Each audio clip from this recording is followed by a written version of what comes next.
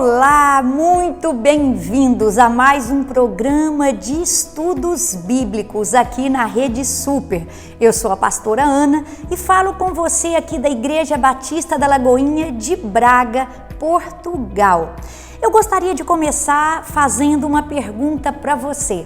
Alguma vez na sua vida você já desanimou? Eu creio que sim. Eu creio que a sua resposta foi sim. E por que nós, alguma vez na vida, já desanimamos? Porque, queridos, o desânimo é fato. Hora ou outra ele vai chegar. Hora ou outra ele vai bater a nossa porta. Talvez neste exato momento, você que me assiste, esteja desanimado com o seu trabalho, ou esteja desanimado com o curso que você está a fazer na faculdade, ou está desanimado no seu casamento, está desanimado assim com o Brasil, está desanimado com a fé, com a caminhada cristã, está desanimado, queridos, às vezes até da própria vida, pedindo a Deus que, se puder, leve você. Queridos, mas tem uma frase que Jesus disse lá no Evangelho de João, que traz muito conforto e encorajamento para nós. Ele disse assim: nesse mundo tereis aflições, mas tende bom ânimo, porque eu venci o mundo. O que Jesus aqui estava querendo nos dizer? Jesus estava dizendo que nós não vamos controlar as situações, as circunstâncias. Elas virão, essas circunstâncias adversas virão. O dia mau virá, a aflição virá. Nós não conseguimos controlar isso, mas durante esse tempo de aflição, eu e você precisamos ter bom ânimo. Ou seja, ainda que nós não controlemos a chegada do desânimo, eu e você precisamos reagir a ele. Essa palavra, ter bom ânimo, significa enfrentar o dia da aflição com coragem, com bravura, com audácia. Então, isso que Jesus disse para nós no Evangelho de João, eu digo para você nesta noite: tenha bom ânimo. Queridos, lembre-se que o mundo, ele vai trazer aflições, ele vai trazer desânimo ao nosso coração de várias formas. Esse desânimo vai chegar de várias formas, mas lembre-se que nós temos muito mais motivos para ter bom ânimo e permanecermos. Porque a questão não é o desânimo chegar. A grande questão, a grande chave, queridos, é eu e você permanecermos quando o desânimo passar. Porque da mesma forma que ele chega, ele também passará. Mas nós, fortalecidos no Senhor, nós ali revestidos de bom ânimo, nós permaneceremos quando o desânimo passar. Por isso, tenha bom ânimo. Eu gostaria, nesta noite, de caminhar sobre 3 exemplos bíblicos. Como, queridos, que o desânimo chega até nós? Eu poderia citar aqui vários exemplos, mas eu selecionei 3. Então, o que gera hoje o desânimo no seu coração? Você está aí ouvindo e talvez já tenha passado por um período de desânimo ou esteja passando por esse período, e eu te pergunto, o que gera o desânimo no seu coração? O que tem gerado o desânimo no seu coração? Então, o primeiro exemplo está lá em 1 Reis, capítulo 19, dos versos 1 a 4. Leia comigo, por favor. Diz assim: Ora, Acabe contou a Jezabel tudo o que Elias tinha feito e como havia matado todos aqueles profetas à espada. Por isso, Jezabel mandou um mensageiro a Elias para dizer-lhe: que os deuses me castiguem com todo rigor, se amanhã, nesta hora, eu não fizer com que a sua vida o que você fez com eles.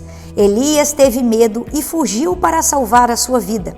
Em Berseba de Judá, ele deixou o seu servo e entrou no deserto, caminhando um dia.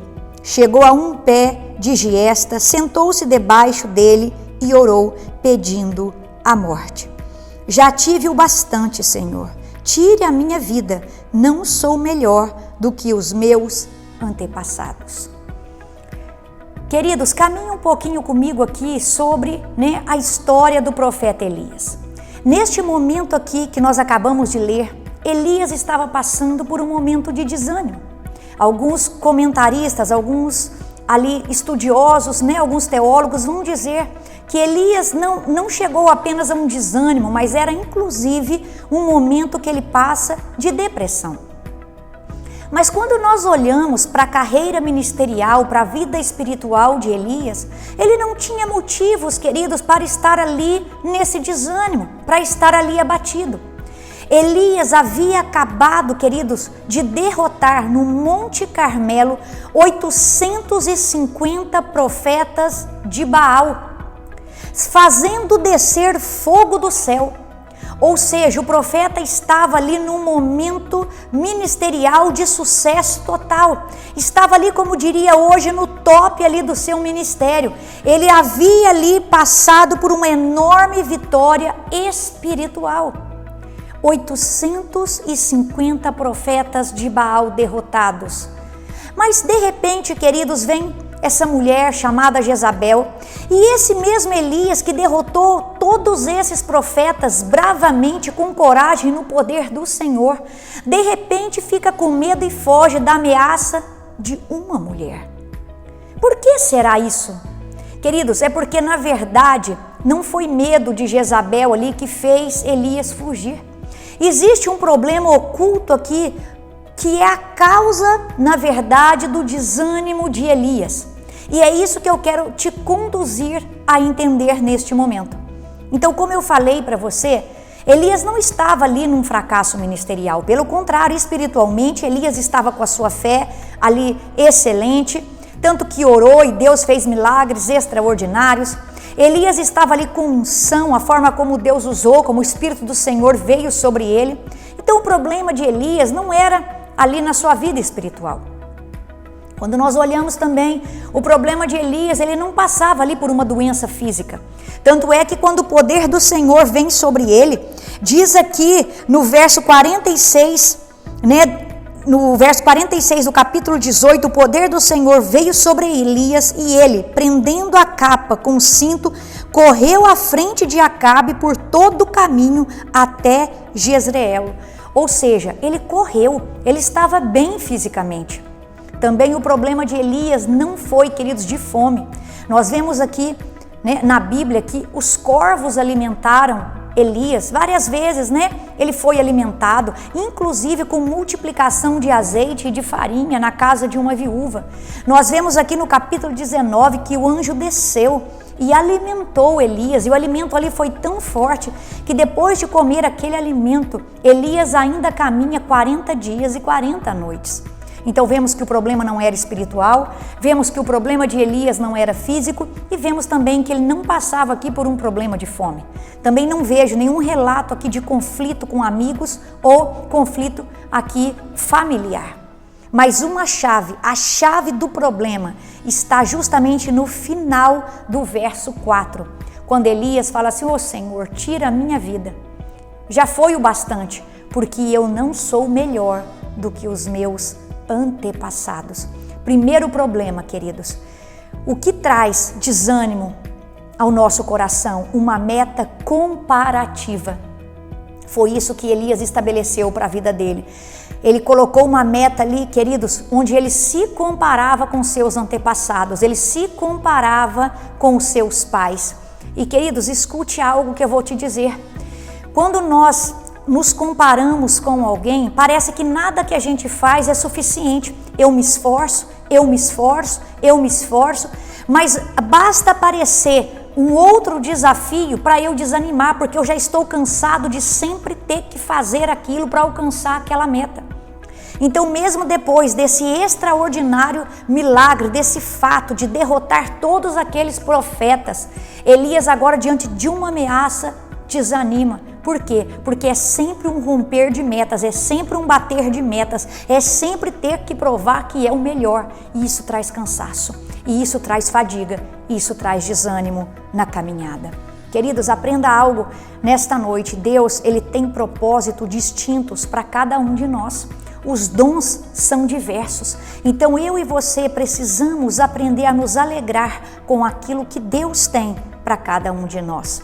Talvez você tenha crescido aí se comparando com seu irmão, com a sua irmã, se comparando com um primo, se comparando com um vizinho.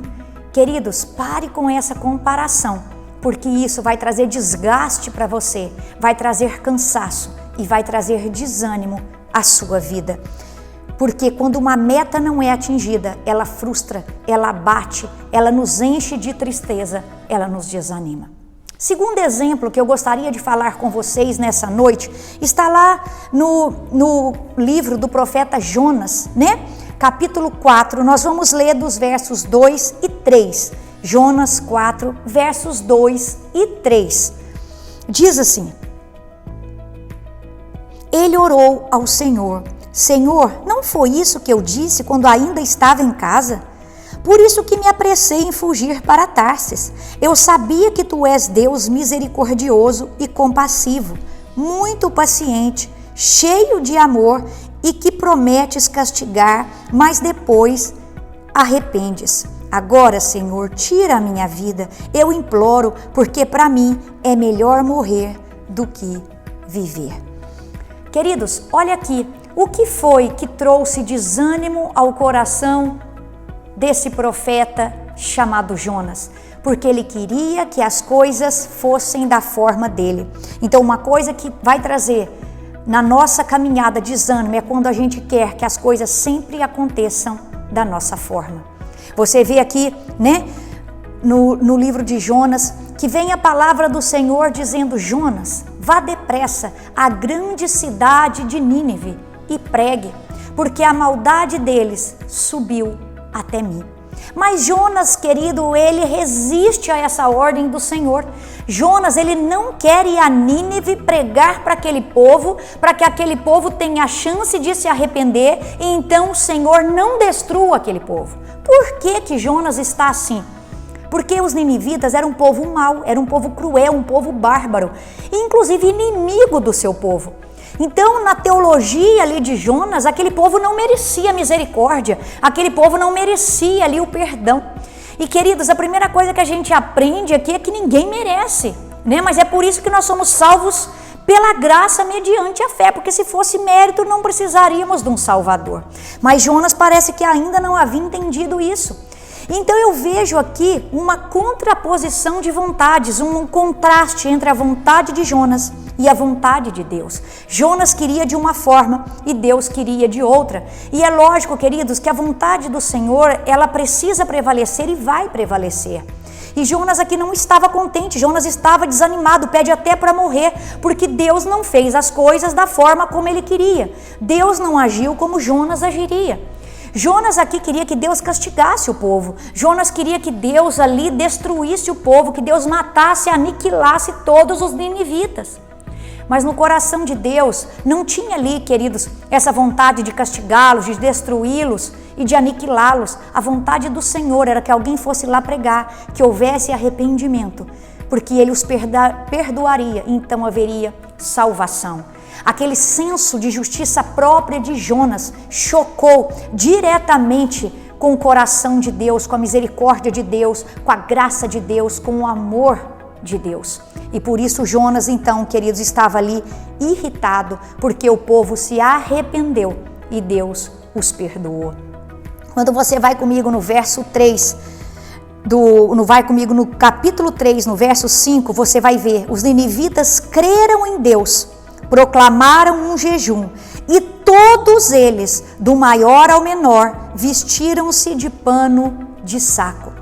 E quando você pula para o verso 10, você vai ver, queridos, que Deus viu as obras deles, e eles se converteram dos seus maus caminhos, diz o verso 10. E Deus, então, não os destruiu, como havia dito. Ah, queridos, quantas vezes nosso coração está tão endurecido com a nossa justiça própria? Quantas vezes nós desejamos fazer essa justiça com as nossas próprias mãos? Mas nós temos que entender que assim como a graça nos alcançou um dia, essa graça, queridos, está disponível para alcançar todo aquele que se arrepende, todo aquele que se volta para o Senhor. Os ninivitas se arrependeram, eles se converteram dos seus maus caminhos. Eles, queridos, aqui, eles declararam aqui, eles reconheceram o Deus verdadeiro, então Deus não os destruiu. Sabe o que isso ensina para mim e para você? que eu e você precisamos estar abertos com a forma que as outras pessoas agem, a forma como o seu pai age, a forma como a sua mãe faz as coisas, a forma como o seu líder conduz todas as coisas, a forma como o seu cônjuge toma certas decisões. Nós precisamos estar abertos para o agir do outro, pela forma como o outro faz as coisas. Por quê, queridos? Porque se eu fecho, somente nessa ideia de que tem que ser do meu jeito e outro jeito não está certo, o meu jeito é sempre o melhor, eu vou me colocar numa posição de arrogância, porque ninguém faz como eu. Logo, eu não aceito a forma de você fazer, porque o jeito que você faz não é melhor do que o meu, não é certo. Então nós ficamos numa posição arrogante. E pior, por que isso traz desânimo para nós? Porque nem sempre as pessoas vão fazer do nosso jeito. Ela tem o jeito dela de fazer, ela aprendeu a fazer daquele jeito. E às vezes faz muito melhor do que o nosso jeito. Então, queridos, como as pessoas, elas não vão ser ali programadas para sair exatamente como nós queremos e fazer exatamente como nós faríamos, muitas vezes você se frustra na caminhada e a frustração gera desânimo no seu coração. Então esteja aberto, principalmente, não apenas para o modo de agir das pessoas, mas principalmente pelo modo de agir do Senhor. O Senhor sabe a hora certa de agir, o Senhor tem a melhor estratégia, a melhor maneira, o Senhor sabe a hora certa de disciplinar, de estender a misericórdia, a graça e trazer a salvação para quem Ele quiser. Por isso Ele é Deus e por isso Ele é quem está no trono. Terceiro exemplo que eu gostaria de trazer para você. Outra coisa, queridos, que traz desânimo ao meu e no seu coração é uma palavrinha chamada, queridos, amor. Como assim? Quando eu canalizo esse amor para algo que não me edifica. Por exemplo, quando eu começo a amar mais as coisas do mundo do que as coisas de Deus, logo eu começo a desanimar da minha caminhada na fé. Logo, queridos, esse desânimo, ele começa a entrar no meu coração e eu já não tenho tanto prazer assim nas coisas do Senhor. E aos poucos, aquele amor, aquela vibração vai se perdendo. Eu era quente, mas agora eu vou passando para aquele estado de mornidão. Então, o exemplo que eu quero trazer para você está lá em 2 Timóteo, no verso 4, no capítulo 4, verso 10. Ali quando Paulo vai falar para a gente sobre Demas. Vamos ler? Demas, amando este mundo, abandonou-me e foi para Tessalônica. Crescente foi para a Galácia e Tito para Dalmácia. Queridos, Paulo vai falar de Demas 3 vezes nas suas cartas. Mas na carta que ele escreve ao amado irmão Filemon, ele vai citar Demas como um cooperador. Demas ali era um colega de trabalho de Paulo. E é interessante porque na sua primeira prisão em Roma, Paulo vai relatar Demas como cooperador. Mas já, querido, ali nas últimas páginas da sua vida, ali, querido, já sendo oferecido por libação, já na sua segunda prisão em Roma, a descrição desse homem aqui é diferente. Ele não mais é apresentado por Paulo como um cooperador, mas aqui ele é apresentado como um desertor.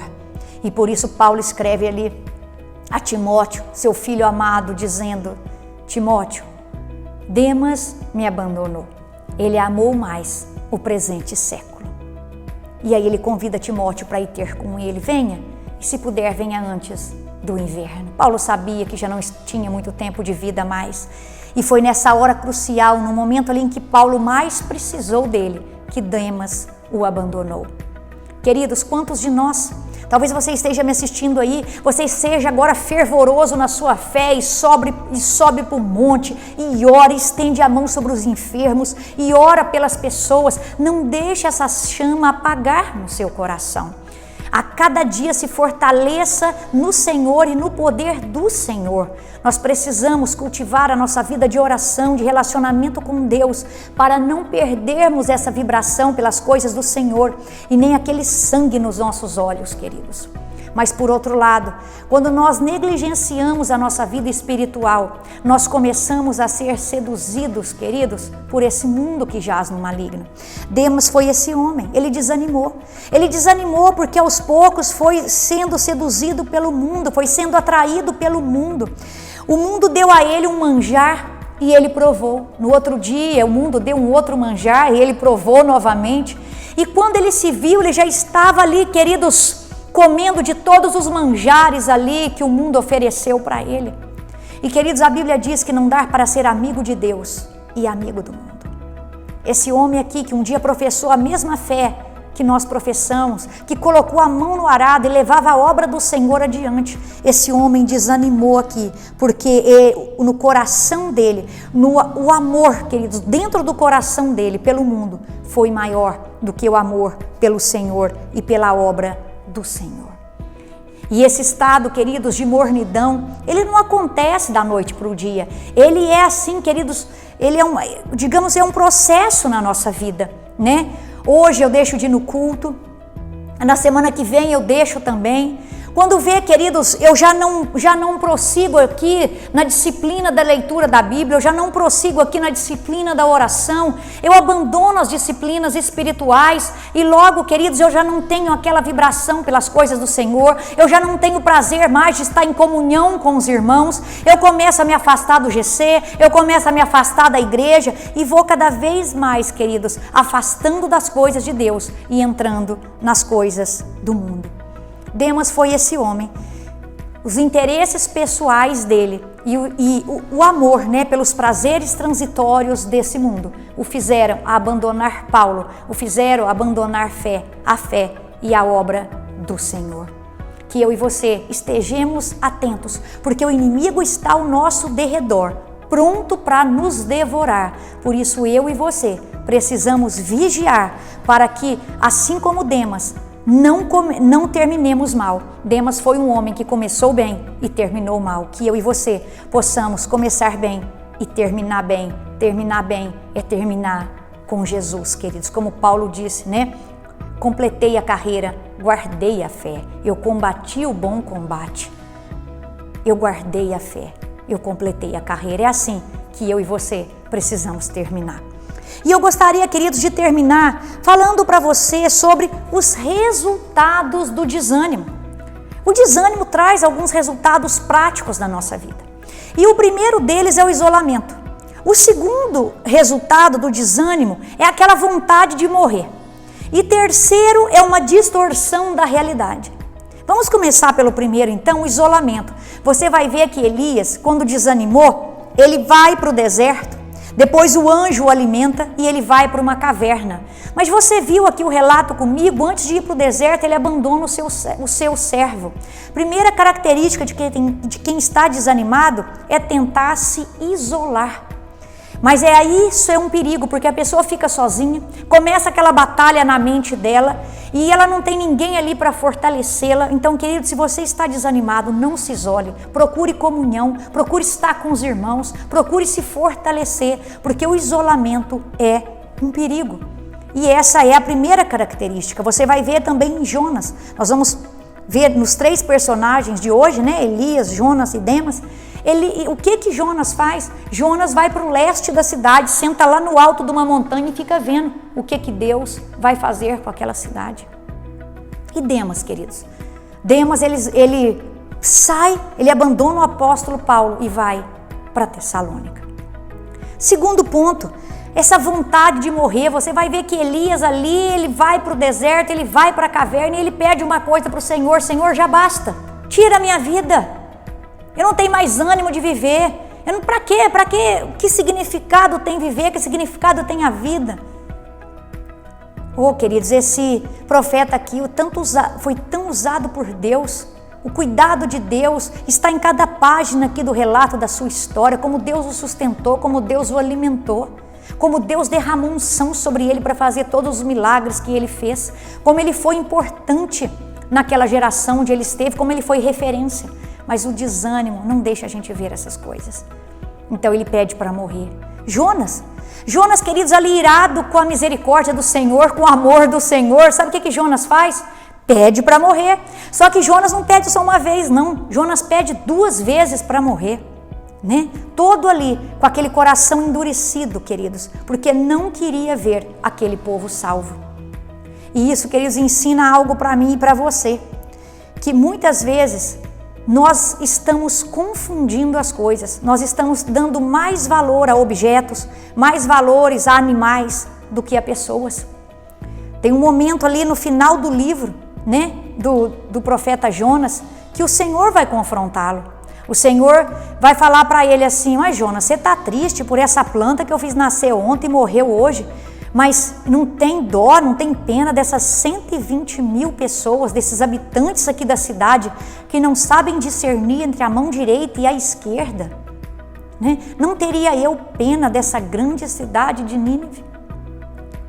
Mas o desânimo é algo, querido, que parece que ele cega o nosso entendimento, ele distorce a realidade. E aqui Jonas não estava enxergando quem era o verdadeiro inimigo. Jonas aqui achava que os ninivitas eram o inimigo, mas o verdadeiro inimigo das nossas almas, querido, é Satanás. Nosso inimigo não é o irmão, nosso inimigo não é o nosso colega de trabalho. Satanás pode sim usar essas vidas contra nós, mas o nosso verdadeiro inimigo é Satanás e não o irmão e não a pessoa que está ao nosso lado. E Demas, talvez você se pergunte assim: pastor, e Demas? Jonas pediu para morrer, Elias pediu para morrer, Demas não pediu, Demas simplesmente se lançou quando ele abandonou a verdade e voltou novamente para a mentira. Ele, que depois de ver grande luz, preferiu caminhar nas trevas. Ele aqui, queridos, há uma distorção na realidade dele, porque ele troca toda a nossa segurança eterna pelos prazeres transitórios. Ele troca a verdade pela mentira. Por isso que eu quero terminar dizendo para você, nesta noite, é que existe uma solução. O que eu e você podemos fazer para vencermos o desânimo? O apóstolo Paulo, na carta que ele escreve à igreja, de Éfeso, ele vai escrever aos irmãos, lá no capítulo 6, o seguinte: fortalecei-vos no Senhor e no seu poder, para que nós possamos resistir no dia mau. Eu e você precisamos nos fortalecer no Senhor diariamente, queridos, porque nos fortalecendo diariamente no Senhor, nós então teremos bom ânimo para vencer o desânimo. E quando o desânimo passar, eu e você permaneceremos firmes e inabaláveis no Senhor. Que o Senhor te abençoe, que você tenha uma semana aí vitoriosa e que o Senhor renove o seu ânimo, renove as suas forças. E se você está passando por esse momento de desânimo, fortaleça-se no Senhor e no poder do Senhor e você com certeza sairá vitorioso. Lembre-se do versículo de Jesus: tenham bom ânimo, porque eu venci o mundo. Queridos, eu e você podemos ter bom ânimo, porque a garantia da nossa vitória já foi conquistada por Jesus. Porque Ele venceu o mundo, eu e você também venceremos por causa da vitória dEle, que Ele garantiu para cada um de nós. Precisamos ter bom ânimo todos os dias da nossa vida. Que o Senhor te abençoe.